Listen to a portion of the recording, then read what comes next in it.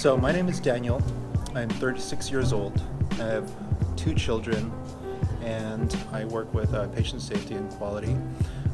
Growing up was kind of all over the place. I started out life as a small and super skinny kid, and I was really desperate to get some meat on my bones. I wanted to be muscular like the action guys in all the action movies, and that didn't quite work out. So I continued on that path, making little gains, putting some muscle on my body little by little by little, until I got sick back in 2012, and I was first diagnosed with cancer. In April of 2012, I had my left testicle removed because I found a lump and it turned out to be cancerous. The first time I found out about cancer, it was kind of surprising, and there was a lot of wait and anticipation. We had to go through the medical process of waiting for an appointment, getting it scanned, getting it biopsied. I went from one day like, okay, we'll see, it might be, and all of a sudden to, okay, you need to stop everything you're doing right now, you need to go in for surgery tomorrow, and we'll take care of all the details afterwards. I didn't have a whole lot of time to process it, but I just had to have faith in that they knew what they were doing. I lost a pretty important body part on that very next day, which kind of still affects me in a lot of different ways. A lot of a guy's identity is, having balls. You want to have the balls to do things. You want to have the guts. You want to have the cojones. You have the huevos. And then I went from having it to not having it. Life took a lot of big changes after that. And it turns out that testosterone is actually a pretty big part in the fitness equation when weightlifting is a big part of your life. And it was pretty shocking. A lot of the strength I had relied on for most of my life was completely gone. So I made some adjustments and turned into a runner, because that's something that you can persist with even without a whole lot of strength. And I figured I could either feel real sorry for myself that I can't make my weightlifting goals anymore, or I can try to see whatever I can do with whatever's left. So through that, I started out on my long distance running journey, and that's where I met Mallory. I met Mallory through my sister and her friend Ruby were doing a lot of long distance runs, and they did so many amazing things together. And I remember looking at them thinking, that's amazing. I want to have that kind of relationship with other people. I want to have other people to struggle with, to get strong with. And when I saw them, I knew deep in my heart that one day I wanted to be like them too. I wanted to be able to go the distance together with other people, because it's a meaningful journey. So after my first remission, I was fully ready to go into long distance running. I had that great thirst for life. I signed up for a half marathon, which I barely finished. And then I signed up for the Los Angeles Marathon, which I wasn't able to run because the cancer came back. Later on that year, I found out through one of my scans that the cancer had spread to my lymph nodes.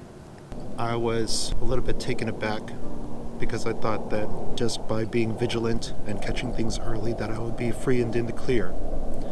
But it's not always the case. So I started treatment in January of 2013. From the first day, I was really blessed to have very good caretakers who eased me into the process where I would be plugged in and poison was going to be pumped into my body for up to 8 hours a day, 5 days a week.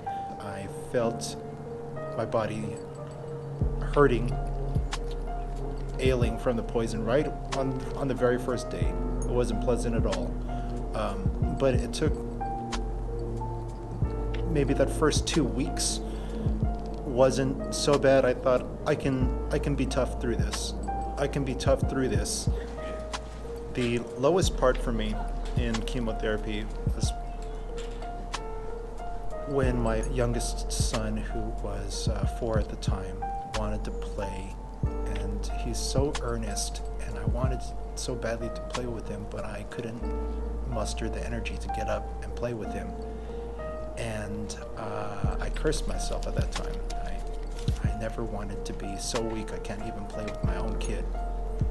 That was the worst time for me, and I promised after that point that I would never be that weak again, that I would value my strength and not take it for granted, that I'm going to get stronger, and that I'm going to make a difference in my life and theirs.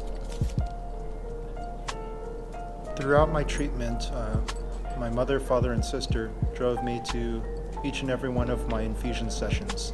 They sat next to me while I suffered in the chemotherapy chair, and they were there to get me anything, literally anything I would ask for. If I could tolerate eating it, they would go to the ends of the earth to make sure that I got it. I also had a very good friend, Shingo, who signed up to do the 2013 Los Angeles Marathon with me, because that was going to be my first, celebration of survival race before the cancer came back. And I remember feeling very inspired that, he went through and ran the Los Angeles Marathon even though I couldn't be there. And I watched him. I watched him from the sidelines running the marathon and thinking to myself, I'm going to do that. I'm not going to let fear make any of my decisions. The LA Marathon, in fact, the shirt that I'm wearing right now, represents a race that I was fully committed to running, and this is a stark reminder to me that there are scarier things in life than running 26.2 miles. My second remission started in May of 2013, after which date I, once again, with Thirst for Life, immediately signed up for as many races that I could tolerate. I started out with a color run while I was nice and bald, and I learned that the color run is actually pretty gross. It's you get really dirty, but it looks real fun on a bald head. And then I followed it up by training my ass off and going to the Los Angeles Marathon with my sister in 2014. That was supposed to be one check on my bucket list. That I thought, this is going to be one and done. I'm going to get back on the road with the weightlifting. And most of my training and recovery up till that point was mostly solo training or doing some trampoline park with the kids.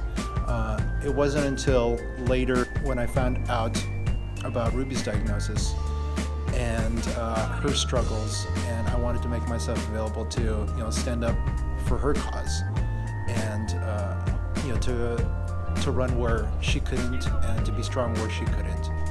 And from there on out, I started to meet more and more people that had fitness as a big part of their life.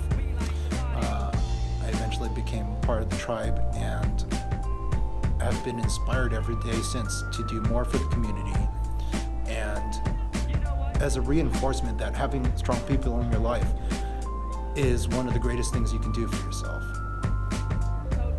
So these days, I still lift, but well within the body weight range, and I'm not putting any of my joints in danger, and I'm pretty happy to be injury-free for the last 5 years.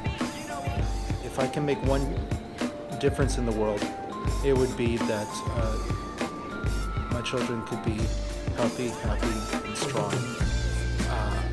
If I can make two differences in the world, it would be that I can make a personal difference in the people that are around me, that we can be a little bit stronger, that we can appreciate what we have in functionally able bodies, that we don't take our health for granted. If I can make a third difference in the world, it would be to show other survivors out there that we can stand up again,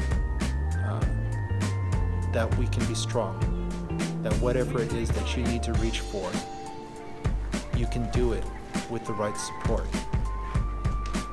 And beyond that, it's also important for me to be able to show appreciation to the people that took care of me, that they succeeded.